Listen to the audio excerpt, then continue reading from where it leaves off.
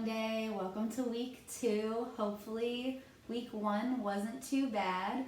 Please let me know if you guys are having any problems with the assignments or if you just need more time. I totally understand that you guys have a lot going on. For orchestra stuff this week, the scale I would like you to practice is G major scale. We're going to start that with half notes. This is number 113 in your book. If you're uncomfortable with doing the 2-octave scale, just do 1 octave starting on open G, or if you're a violin, you could start 3rd finger on the D string.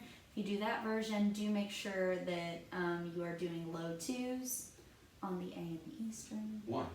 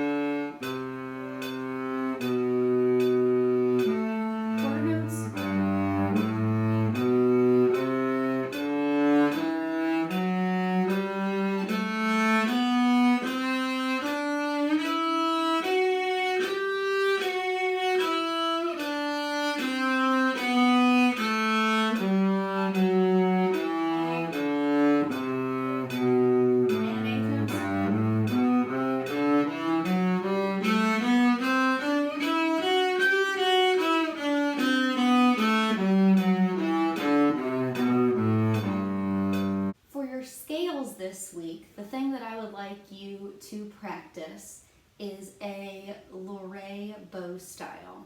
This is where you have notes that are pulsed together in the same bow.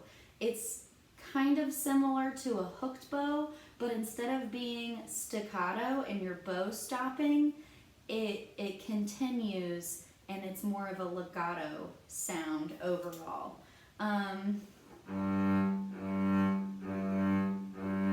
For example, your bow keeps moving, it never really stops, and I'm leaning in with my index finger to get that kind of pulsed sound. So how about pick an open string? I'm going to pick open D, and we're going to start with 2 pulses and then gradually make it longer, going up by, let's say, 2s each time.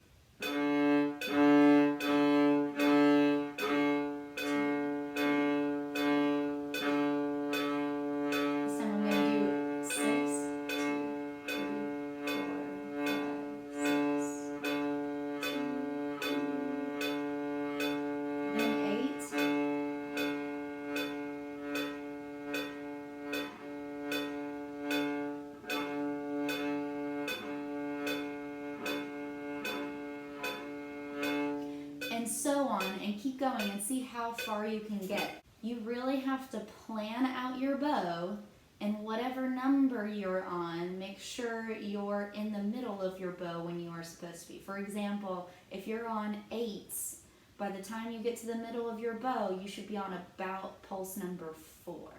So this week, Loré bow style, and after you've done that drill on just an open string, I would like you to pick any number of pulses and try that on G major scale.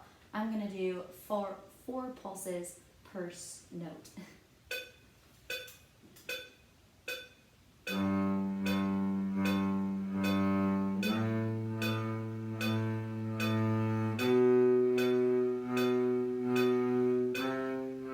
One more thing that really helps me, especially on cello, is I have to make sure that my bow tilt is really good. Cello especially, make sure your bow hair is angled down towards the bridge. It's much easier to get that pulse if you're kind of on the edge of your bow hair. I imagine it's going to feel the same on violin and viola. Make sure that your wrist is up and your bow is tilted so that your bow hair is towards you and you're kind of pulsing on the edge of your bow hair. It'll feel much more awkward if you're trying to do it with a flat bow hair. For this week's check, I would like you to do number 32 in your book. This is the second half of D major scale, basically, which if you did the 2-octave D scale last week, then you're already familiar with these notes. For violin, you're going to start in 3rd position. There's no shifting in this one. And you're starting 1st finger, 3rd position on the A string. Your 2 goes on your 4 tape.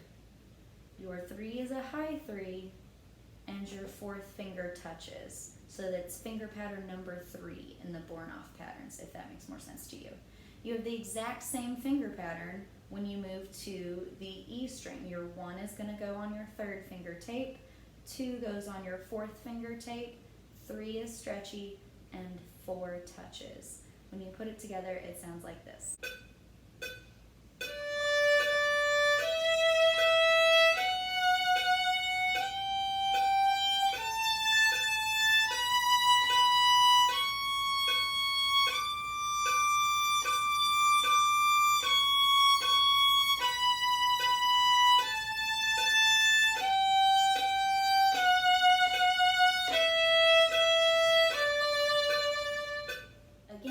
Check, there is no shifting, so make sure you are staying in 3rd position the whole time if you are a violin. I apologize, violas and cellos. I had a whole stack of books to bring home with me when I went to school the other day, and I definitely left my viola and cello books at school. So yours probably does have some shifting in it. If you are having trouble with it, will you email me a picture of your page from your book, and I will record a separate viola and cello video so that you guys can work on those in more detail. Same thing, bass. Hi Mackenzie. Hey Mackenzie, email me sometime. Okay, cool. Thanks. That's all I had for this week. Hope you guys enjoy the rest of your day, and I'll see you on Friday.